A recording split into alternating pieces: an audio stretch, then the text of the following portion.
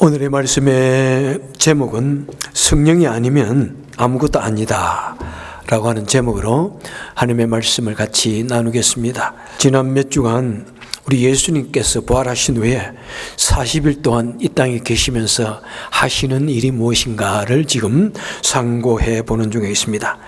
지난주에는 우리 부활하신 주님께서 제자들에게 오셔서 그들에게 복음 전파의 사명, 목양의 사명, 하나님의 일을 하는 사명을 주시는 것을 보았습니다. 자, 복음을 전파하고 목양을 하는 이 일들이 어떤 종류의, 어떤 정도의 강도가 있는 그런 일인가 한번 생각해 보겠습니다. 마태복음 10장에서 보면은 예수님께서 제자들을 파송하는 일이 있습니다. 그 파송할 때 주신 말씀입니다. 한번 보도록 할까요? 마태복음 10장 14절부터 18절까지 말씀입니다. 예수님은 제자들을 파송하면서 말씀하시는데 15절에 보니까 심판날에 소돔과 고모라 땅이 너희들이 가는 그 성보다 견디기 쉬울 것이다 이렇게 말씀합니다. 소돔과 고모라는 우리 성경에 나오는 역사 중에 가장 악한 도시로 알려져 있습니다. 그런데 지금 제자들이 가는 그곳은 소돔보다도 더 악한 시대고 소돔보다도 더 많이 하나님을 조롱하는 사람들을 향하여 가서 복음을 전해야 된다고 이야기하고 있습니다. 하나님을 모욕하는 사람들에게 여러분 복음을 전해본 적이 있습니까? 얼마나 힘든지 몰라요. 그 다음에 두 번째 보면 16절에 보니까 내가 너희를 보냄이 양을 이리 가운데 보낸과 같도다 말씀하고 있습니다. 여러분 복음을 전파한다는 것이 얼마나 힘든 일으로 이렇게 비유를 하시냐면은 한 마리의 양이 이리떼 속에 들어가는 것입니다. 이게 뭐 살아남을 가능성이 있을까요? 사실 이리 한 마리는 100마리의 양을 살육할 수 있습니다.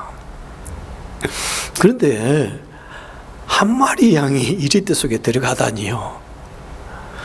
참 너무나 보지 않아도 너무나 뻔한 일입니다. 17절을 보니까 저희가 너희를 공에 넘겨 죽였고 저희 회당에서 채찍질하리라. 당시 유대교 지도자들이 예수 믿는 사람들을 얼마나 핍박합니까? 예수님을 핍박하여 십자가에 못 박여 죽였습니다. 그리고 타 종교 지도자들 얼마나 기독교인들을 핍박하고 있는지요. 이슬람은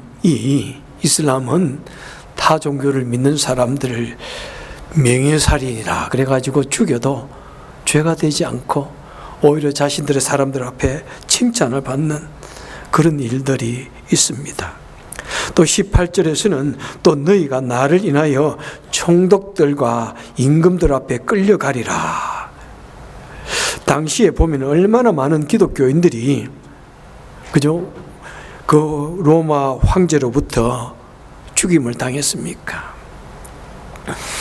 거대한 콜레세움에 끌려가 가지고 사자들의 밥이 되고 참 예수를 믿는다는 그 이유 하나만으로 참 살갗이 벗겨지고 십자가에 못 박혀 죽는 그런 일들이 얼마나 많은지요.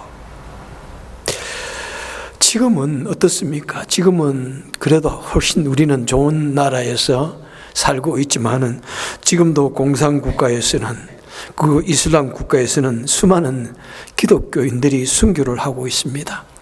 제가 지난 10년간 있었던 기독교인들의 핍박과 순교를 조사해 봤더니 오픈도어에서 발표하기를 약 4만 5천 명이 지난 10년간 죽었다고 순교하여 죽었다고 이야기하고 있습니다. 매년 4천 명에서 5천 명이 예수를 믿는다는 그 이유 하나만으로 순교합니다.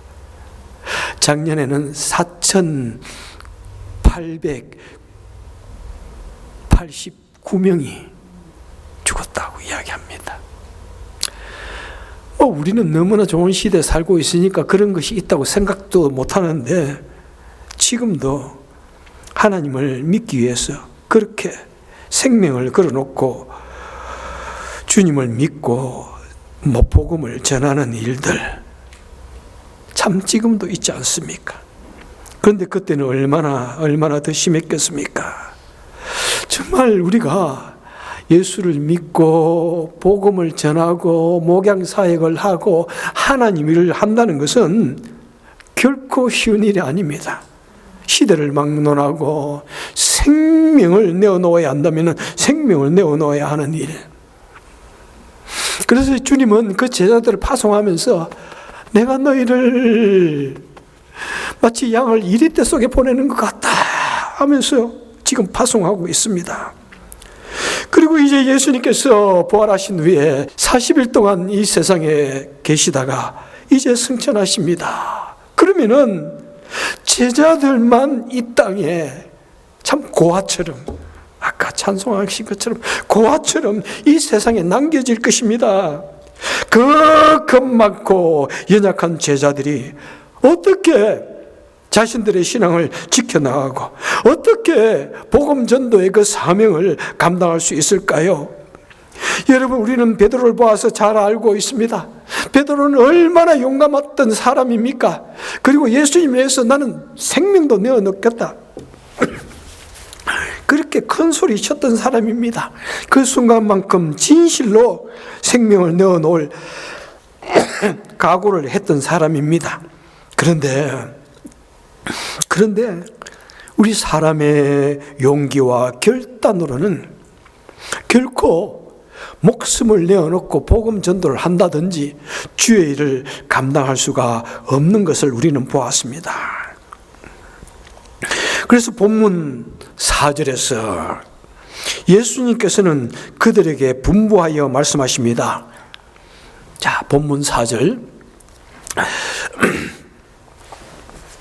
너희는 예루살렘을 떠나지 말고 내게 들은 바 아버지의 약속하신 것을 기다리라. 예루살렘을 떠나지 말고 기다려라. 여러분, 성령 강림이 어디에서 있게 됩니까? 바로 예루살렘의 마가의 다락방에서 있을 것입니다. 그래서 예루살렘은 이 복음이 전 세계를 향하여 땅끝까지 퍼져나갈 영적 발원지입니다. 그들은 예수님께서 십자가에 못 박혀 돌아가시자 그들은 도망가고 흩어졌던 사람들입니다. 그들은 가장 핍박이 심했던 그 예루살렘을 다 떠나서 도망갔던 사람들입니다. 그런데 주님께서 말씀하십니다. 너희는 힘들어도 두려워도 네 예루살렘을 떠나지 말고 모여라. 같이 모여라. 그리고 함께 기다려라. 무엇을 기다리라는 것입니까? 5절에서 말씀하십니다. 요한은 물로 세례를 베풀었으나 너희는 몇 날이 못 되어서 성령으로 세례를 받으리라. 성령의 세례, 성령. 그런데 여러분, 우리는 성령이라 그러면 지식적으로라도 잘 알고 있습니다. 성령의 세례, 뭐 그렇다더라. 우리는 지금 잘 알고 있지만은 당시 예수님의 제자들은 굉장히 생소한 단어입니다. 아마 성령의 세례라는 말은 처음 듣는 단어였을 것입니다. 예수님께서 잡히시기 전날에 너희는 성령을 받아야 된다. 성령이라는 말은 막연히 들었지만은 제자들에게 있어서 성령의 세례라는 말은 매우 생소합니다. 도대체 성령은 무엇이며 성령의 세례는 무엇일까요? 여러분, 성령은 무엇입니까? 영이십니다. 우리 눈에 보이지 않습니다. 얼마나 막연합니까? 성령은 그리스도의 영입니다. 여러분, 성령은 우리가 직접적으로 내가 경험해 보지 않고서는 너무나 막연합니다. 뜬구름 잡는 것 같습니다. 이상한 나라의 앨리스의 이야기를 듣는 것 같습니다. 그런데 주님은 성령을 기다리라고 분부하십니다. 그래서 제자들은 성령이 무엇인지 잘 모르고 성령의 세례가 무엇인지 정말로 잘 모르지만은 그들은 주님이 분부하시니까 기다립니다.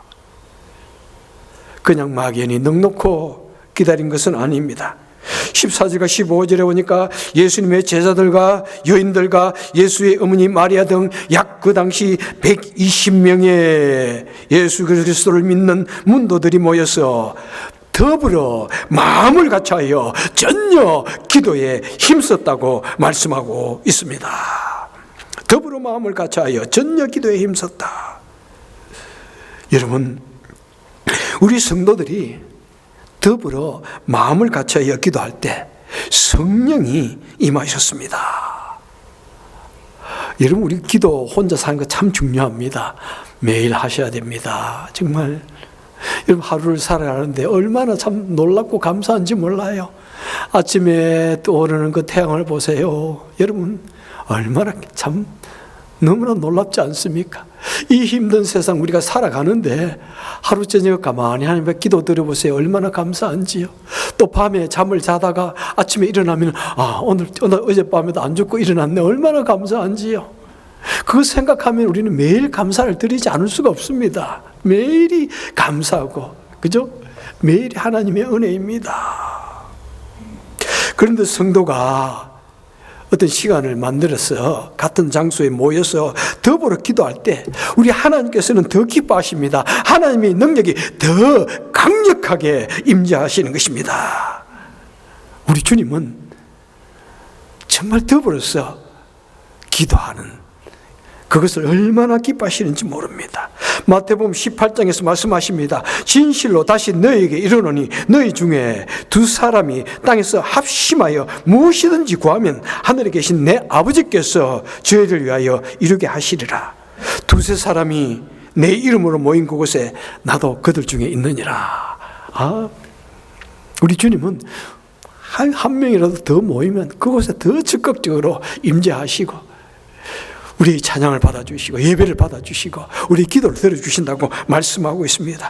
그래서 사도행전 4장에 보니까 그들이 예수님의 제자들이 한마음으로 하나님께 소리 높여 기도하였더니 땅이 흔들며 하나님의 놀라운 능력이 권능이 그 땅에 임한 것을 우리는 잘 알고 있습니다. 성도의 능력은 함께 모여서 한마음으로 기도할 때 더욱더 강력하게 일어나심을 믿으시고 같이 더불어서 같이 기도할 수 있기를 바랍니다. 자, 그런데 얼마 동안 기도하셨습니까? 6월절은 바로 예수님께서 십자가의 어린 양이 되셔서 돌아간 날입니다. 6월절 금요일 날, 그 다음에 안식이라는 우리 주님께서 무덤 속에 계셨습니다. 그 이튿날이 바로 초실절입니다. 주일이 초실절이에요. 예수님은 이 초실절에 부활하셔서 모든 잠자는 자들의 첫 열매가 되셨습니다. 그리고 오순절은 언제냐 하면은 이 초실절부터 50일째 되는 날이에요.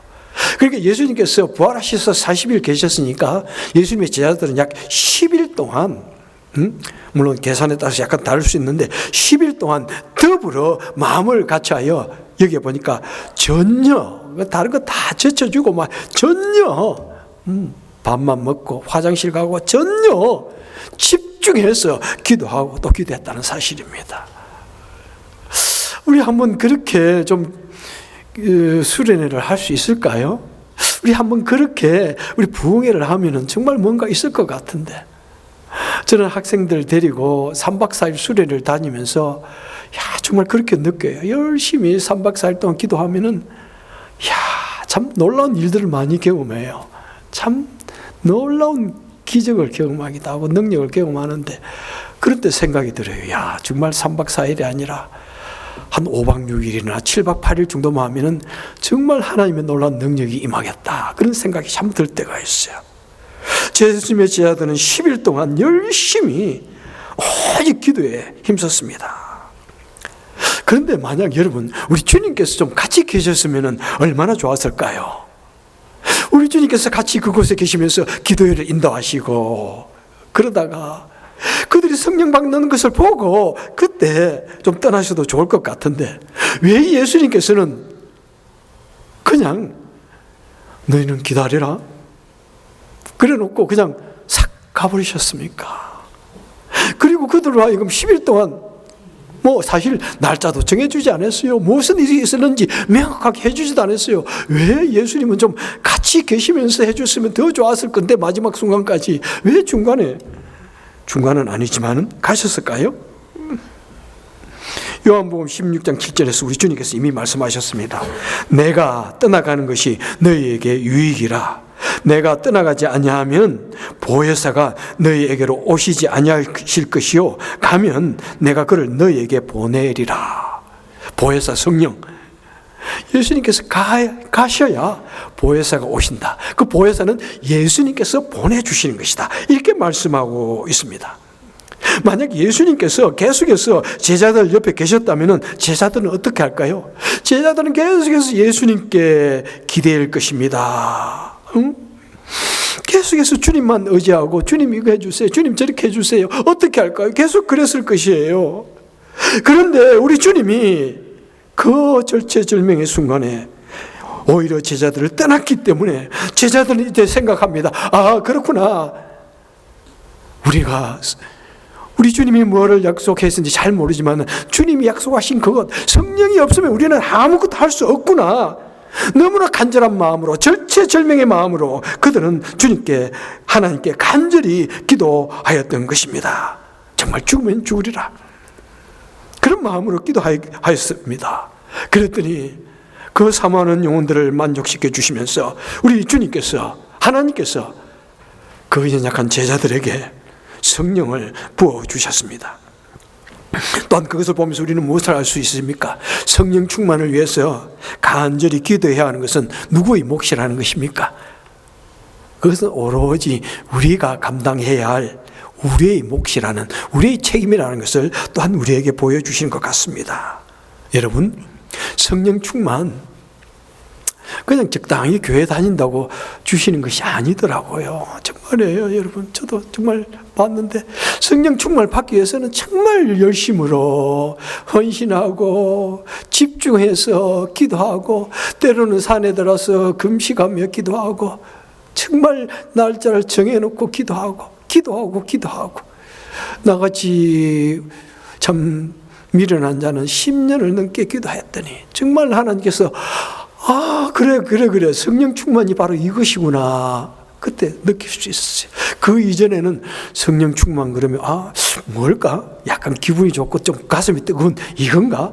내 마음에 결단하는 이건가 하는데 그게 아니에요. 성령 충만은 그냥 완전히 다른 이야기예요. 여러분, 성령 충만을 위해서 여러분 간절히 기도해야 된다는 사실입니다. 왜 그렇습니까? 이 성령 충만이 너무나 고귀한 것이기 때문에 나 성령 충만 한번 받아볼까? 그런 사람이 주시는 것이 아니에요. 정말 성령 충만을 너무나 귀하게 생각하고 너무나 간절히 사모할 때 하나님께서 그 사모하는 영혼을 불쌍히 보시고 성령 충만을 주시는 것입니다. 누가복음 11장 13절에서 주님께서 이렇게 말씀하십니다. 너희가 악할지라도 좋은 것을 자식에게 줄 알거든 하물며 너희 천부께서 구하는 자에게 성령을 주시지 않겠느냐. 지금 예수님께서 부모와 자식 간의 이야기를 합니다.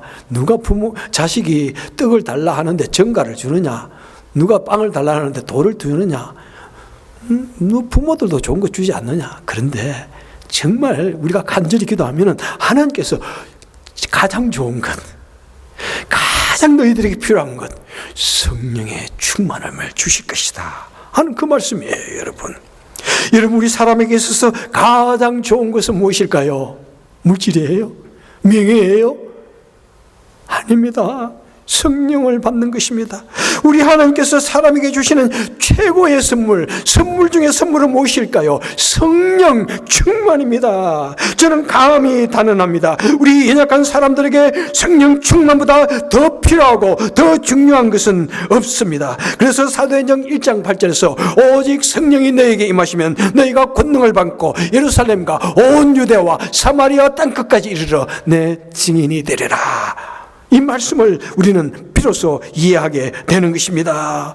여러분들이요, 연약한 죄인들이 성령 충만을 받으면 땅끝까지 담대하게 복음을 전하는 증인이 되는 것입니다. 그 겁 많던 제자들이 성령 충만을 받으면 죽음도 불사하며 세상 끝을 향하여 복음을 전하는 담대한 믿음의 사람이 되는 것입니다. 그 무식했던 제자들이 성령 충만을 받으니까 그 사람들이 깜짝 놀랄 만한 대설교가가 되는 것입니다. 그 초라했던 제자들이 성령 충만을 받으니까 그 화려하고 그 교만했던 로마 황제들이 예수님의 무릎 앞에 꿇어 예수님을 주로 신하며 경배하는 것입니다. 그 보잘것없던 기독교인들이 성령 충만을 받고 복음을 전하니까 그토록 악랄하게 기독교도들 박해하던 그 로마 제국이 기독교를 국교로 선포합니다. 순식간에 로마 전체가 다 복음화가 됩니다. 순식간에 기독교가 유럽을 복음화시킵니다. 로마가 복음화되니까 기독교가 마치 요원의 불길처럼 온 세계를 향하여 번져 나갈 수 있었던 것입니다. 사랑하는 성도 여러분들이요, 성령이 아니면은 우리 기독교는 아무것도 이룰 수가 없었을 것입니다. 스가랴서 4장 6절에서 말씀하십니다. 이는 힘으로 되지 아니하고 능력으로 되지 아니하고 오직 나의 영으로 되느니라. 힘과 능력은 무엇입니까? 인간적인 힘, 인간적인 노력. 여러분, 인간적인 힘이나 인간적인 노력으로, 인간적인 능력으로 이룰 수 있는 것은 아무것도 없습니다. 오직 하나님의 영, 오직 성령으로 이 위대한 일을 이루어갈 수가 있는 것입니다. 우리 예수님께서는 요한복음 6장 33절에서 말씀하십니다. 살리는 것은 영이니 육은 무익하니라. 우리 인간적인 노력이나 조건은, 우리 인간들이 하는 그 모든 희생과 헌신은, 열심은 그런 것은 별로 중요하지 않다는 것입니다. 참으로 살리는 것은 영이다. 우리 사람을 살게 하고 구원 얻게 하고 영생을 얻게 하는 것은 오직 성령만이 하는 것이다. 우리 사람들을 변화시키는 것은 오직 성령님만이 하시는 것이라는 것입니다. 성령이 아니면은 우리 기독교는 아무런 신비도 없고 아무런 능력도 없는 세상의 많은 종교 중에 또 하나가 될 뿐이거나 또는 조용히 소리 소문도 없이 역사 뒤로 사라졌을 것입니다. 성령이 아니면 우리 기독교는 이 세상에 조금 더 선한 영향력을 끼치지 못하고 이 세상을 더욱더 아름답게 변화시키지 못했을 것입니다. 성령이 아니면 우리 기독교는 사람들의 무시와 그 험악한 핍박을 이겨내지 못하고 조용히 바람과 함께 소멸되고 말았을 것입니다. 말씀을 맺도록 하겠습니다. 우리가 성령 충만 없이 신앙생활을 하면은 여러분 자칫 어떻게 될 것 같아요? 저를 보면은 너무나 뻔해요. 얼마나 위선적인 사람이 될까? 얼마나 거짓스러운 사람이 될까? 특별히 목사라고 하는 탈을 쓰는 순간에 성령 충만을 받지 않으면은 얼마나 영적인 건이나 들어세우고 거짓말이나 하고 사이비적인 그런 목사가 될까? 참, 우리가 성령 충만을 받지 않으면 얼마나 여러분 외식적인 그리스도인이 될 것 같습니까? 성령 충만을 받지 않으면 사람들에게 내가 좀 그럴듯하게 보여야 따르죠. 내가 그럴듯하게 행동을 해야 존경을 해주죠. 성령 충만 받지 않으면 그것을 외식으로 자꾸 표현하고 싶은 생각이 늘 수밖에 없는 거예요. 성령 충만을 받지 않으면 어떻게 될까요? 우리 어떻게 될까요? 우리 머리는 지식으로만 차고 넘칩니다. 예수를 믿으면 이렇게 된다더라. 예수 믿으면 이렇게 해야 돼. 그것만 차고 넘치는 사람이 되는 거예요. 예수를 믿으면 우리는 이 종교라고 하는 틀에 묶여가지고 정말 우리 신앙생활이 아무런 자유함이 없을 거예요. 종교라는 틀. 이해가 되십니까? 이 세상 모든 종교는 종교의 의식이 있습니다. 틀이 있습니다. 그렇게 해야만 하는 것이 있습니다. 우리 기독교는 아니에요, 여러분.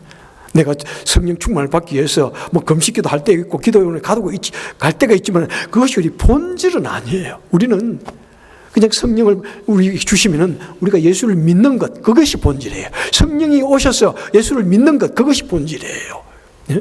그리고 우리는 예수 그리스도 안에서 자유함을 느끼며 감사를 느끼며 평화를 느끼며 기쁨으로 우리는 신앙생활을 하는 것입니다. 우리가 10년, 20년 돌을 닦는다고 변하는 것이 아니라 성령을 받으며 하루아침에 변화되어지는 사람이 되는 것입니다. 하루아침에 다른 인격이 되는 것입니다. 연탄을 어떻게 하얗게 만들 수 있습니까? 검은 연탄을 10년 동안, 20년 동안 물속에 씻는다고 하얘집니까? 여러분, 우리 인간은 죄인입니다. 내가 스스로 한번 구원을 얻고 스스로 변화되고 스스로 본질적으로 변화되어 보려고 한다는 것은 나를, 연탄과 같은 나를 물속에 계속 씻고 있다는 그것입니다. 그것과 다를 바가 없습니다. 하지만 연탄은 어떻게 하얗게 변할 수 있습니까? 불에 태우면 하루아침에 하얗게 변합니다. 그렇습니다. 연탄과 같이 검은 우리들, 성령의 불꽃에 한번 타버리면, 불로 태워버리면 하루아침에 성인이 될 수 있고 하루아침에 위대한 성자의 삶을 살 수가 있는 것입니다. 여러분, 성령 충만을 사모합시다. 간절히 기다립시다. 성령 충만을 위해서 기도합시다.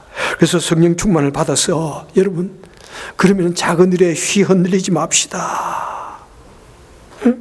이 험한 세상, 때로는 수많은 일들이 우리 앞을 가로막는다고 할지라도 이 험한 세상을 우리는 담담하게 꾸역꾸역 그렇게 살아낼 수 있는 사람이 되는 것입니다. 성령 충만을 받아서 우리 각자에게 주어진 그 사명들, 여러분, 정말 우리에게 생명의 문제 그런 것이 아니라고 할지라도 우리 각자가 주어진 그 사명을 정말로 감당해낸다는 것은 쉽지 않다고 느낄 때가 얼마나 많은지요. 여러분, 쉽지 않잖아요. 들려오는 수많은 이야기들, 수많은 생각들, 수많은 아이디어들, 쉽지 않아요. 그렇지만은 우리가 성령 충만을 받아서 이 쉽지 않은 이 사명도 정말 기쁨으로 잘 감당해낼 수가 있는 것입니다. 사랑하는 우리 성도 여러분들이요, 진심으로 우리가 성령 충만을 받아서 우리 타고난 우리 본성이 변화되고, 그리고 무 사람들에게, 내 주위와 무 사람들에게 마음에 감동을 주고 이 세상 속에 정말 선한 영향력을 끼칠 수 있는, 이 세상을 조금이라도 아름답게 바꿀 수 있는, 만들 수 있는 저와 여러분 되시기를 주님의 이름으로 간절히 축원해 드립니다. 기도하겠습니다.